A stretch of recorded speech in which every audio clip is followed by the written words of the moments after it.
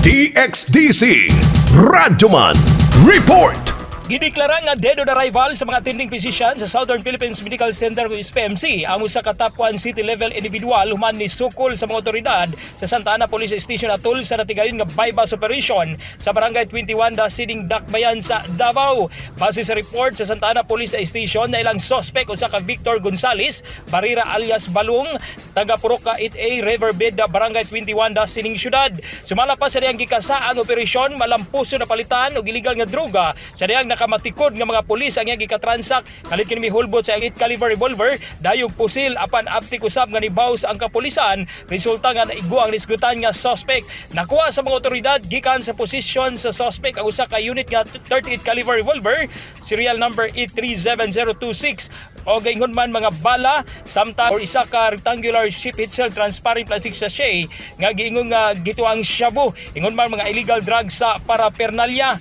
din ang kining nisgutan nga suspect ang usa matud pang top 1 or city level high value individual kung HIV or apil usab sa rat tugis personality tungod sa kalambigitan usab kini usab sa kawat kining nasgutan nga suspect. Mas gi-intensify usab sa Santa Ana Police Station ang kampanya kontra illegal nga droga ngadto usab sa ilang area of responsibility ubos sa pagdumala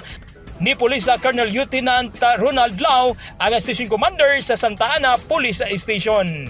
Gikan sa Santa Ana Police Station kasama mo sa balita ug serbisyo publiko, reaching news nationwide and worldwide for 70 years, Radyo Mandon Pulayaw, Tatak RMN. Tatak RMN.